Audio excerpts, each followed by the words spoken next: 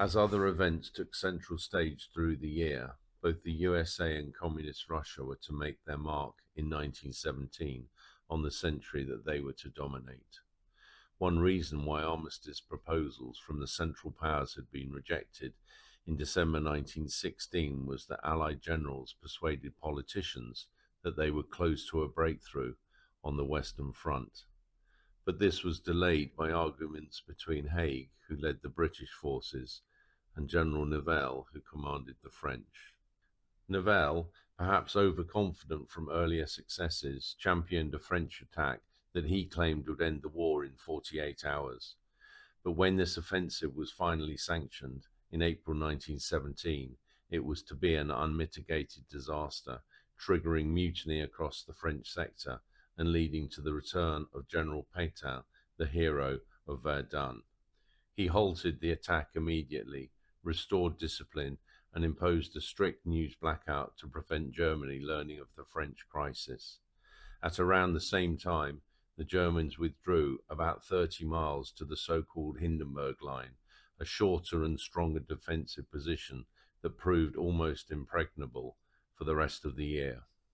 Further to the north, General Haig planned his own offensive, with Ypres and the roads to the Channel ports again his primary objective. However, a preliminary campaign a little further south brought early success when 4 Canadian divisions, using a creeping barrage where artillery fire moved forward in stages just ahead of the advancing infantry, took Vimy Ridge near Arras. This victory at Vimy Ridge was to become a symbol of Canadian national achievement and sacrifice, very much in the same way that Gallipoli marked the contribution of the Anzac troops from New Zealand and Australia. It was a Canadian poet, John McCrae, whose 1915 poem, In Flanders Field, was to make the red poppy the symbol of remembrance. After Germany returned to unrestricted submarine warfare in January 1917, British losses rose sharply, with 900,000 tons of Allied shipping sunk in April, the highest monthly total of the entire war. The answer was the convoy system, which the Admiralty had long resisted, fearing that it would create bottlenecks in ports. By December 1917, monthly losses had fallen by 2/3, and while the U-boat threat remained, the existential danger had passed. As the war entered the summer of 1917, British troops prepared themselves for the Third Battle of Ypres. This led to the long and bitter battle to take the village of Passchendaele, about 5 miles northeast of Ypres itself, on a ridge dominating the salient. The offensive was preceded by the capture of the Messines Ridge, after the detonation of ammo dumps in 19 mines, almost under the German trenches, that is said to be one of the largest non-nuclear explosions in history. The main attack began earlier in July, and was the first battle where Britain capitalized on the Allies' growing aerial superiority. But soon heavy rain and the weeks of shelling turned the battlefield into a swamp.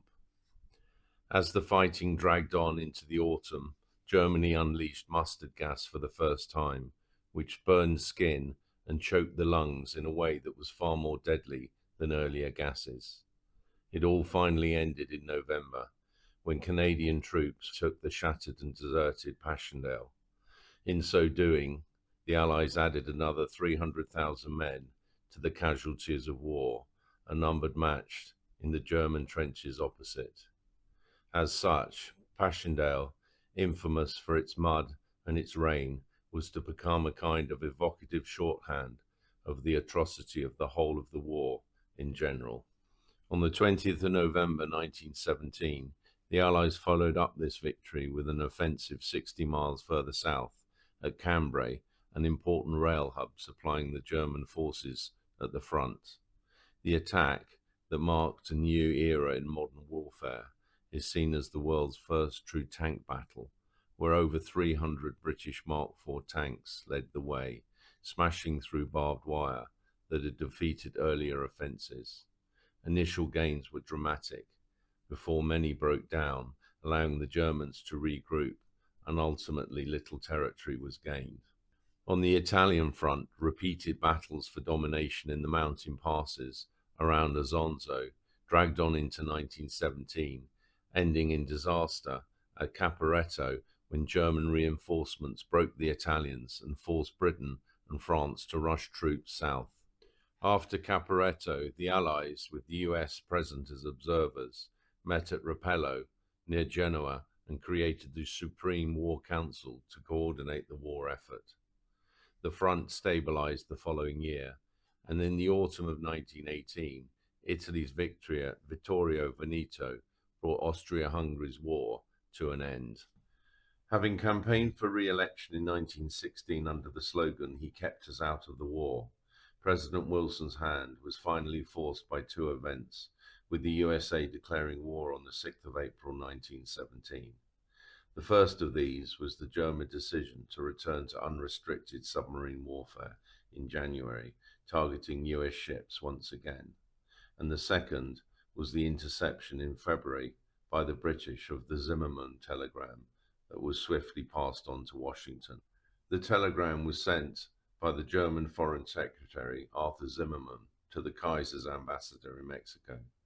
This gave orders for him to offer the return of Texas, Arizona, and New Mexico to Mexico if it joined in the war on the side of the Central Powers.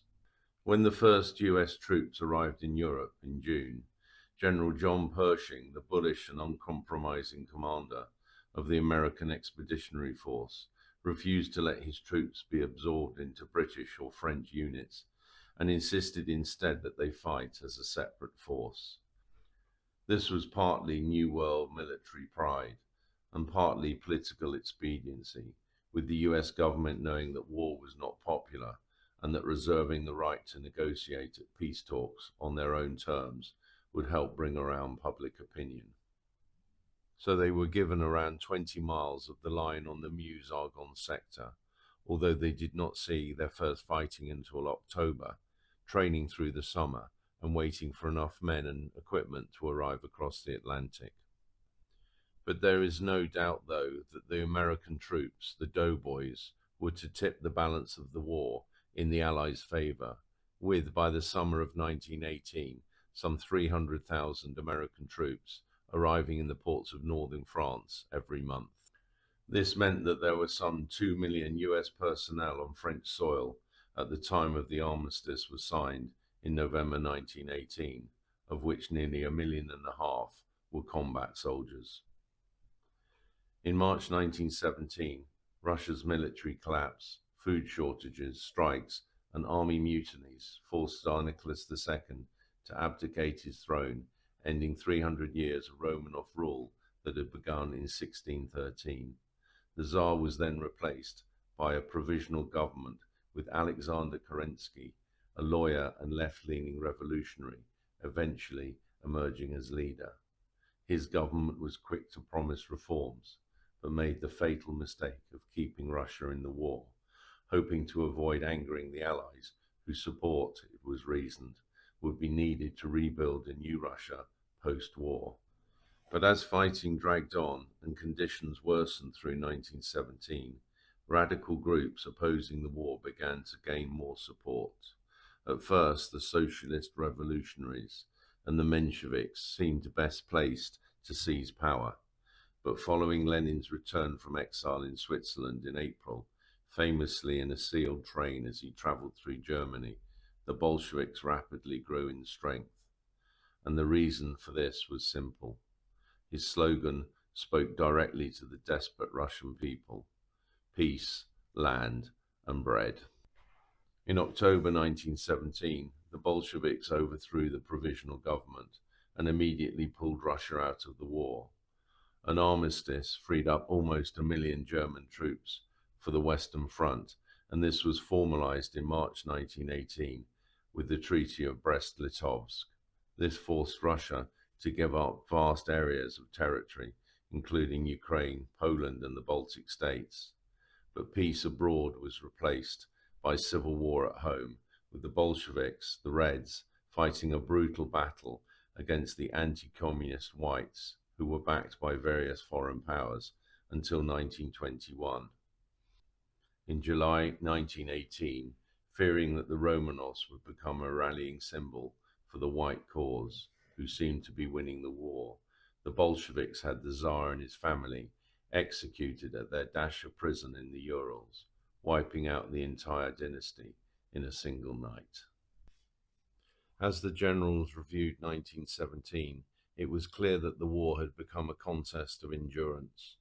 All had suffered terribly through the third full year of the Great War, and as 1918 dawned, none more so than Germany.